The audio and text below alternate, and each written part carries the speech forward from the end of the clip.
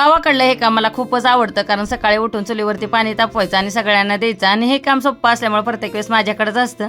त्यानंतर आज आहे गुरुवार, तर मला दत्त महाराजांच्या पाया पडण्यासाठी दत्त महाराजांच्या मंदिरामध्ये जायचं होतं आणि मंदिरातनं जाऊन आल्या खरंच खूप छान वाटलं. आणि आता हर्षदची काय रंगपंचमी अजून संपायचं नाव घेत नाही, त्याला आत्याला पूर्ण भिजवायचंच आहे.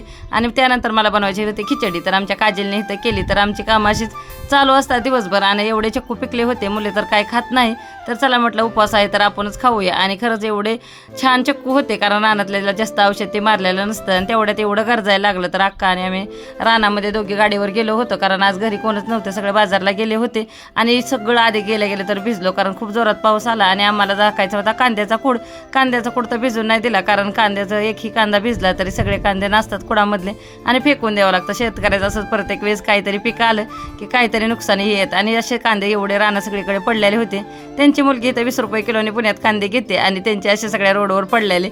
आणि मुलांना तर आता ऊन पडलं होतं, तर पाऊस थांबला की ऊन पडलं, आणि आमचं चालू होतं चप्पलाचे माती काढायचे. आणि ह्या आहेत माझ्या भावांच्या मुली, त्यांच्यासोबत माझं चालू होतं ऊन पडल्यावर निवांतच थोडंसं खेळायचं. तर आम्ही खूप मस्ती केली, आणि ह्यांची जेवणं चालू होते उन्हामध्ये, कारण आता पाऊस गेल्यावर खूप वातावरण छान झालं होतं. तर मला उपवास आहे तर मी जेवणार नव्हते, आणि सगळं कडवाळ हे आमचं रानामध्ये पसरलं होतं पावसाने खाली.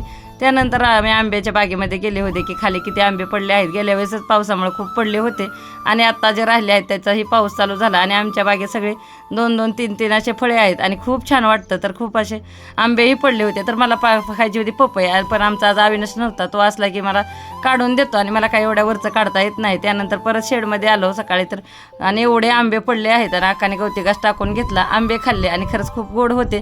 त्यानंतर आता आमच्या चुलतीने दिले होते मला भुईमुगाच्या शेंगा खाण्यासाठी, त्या घेऊन मी निघाले होते घरी आल्यावर चहा घेतला, आणि सगळ्यांनी असं एकत्र खूप छान वाटतं जेवण केल्यानंतर. आणि दिवसभर अशाच गप्पा चालू असतात, कारण आम्ही सगळ्या बहिणी आल्या आहेत. रात्री टेरेसवर झोपाय आलो, आणि आज होतं गावामध्ये लग्न, तर त्याचे होते वरात, तर ते पाहण्यासाठी गेलो. आणि आता रोज काही ना काही कार्यक्रम असतात.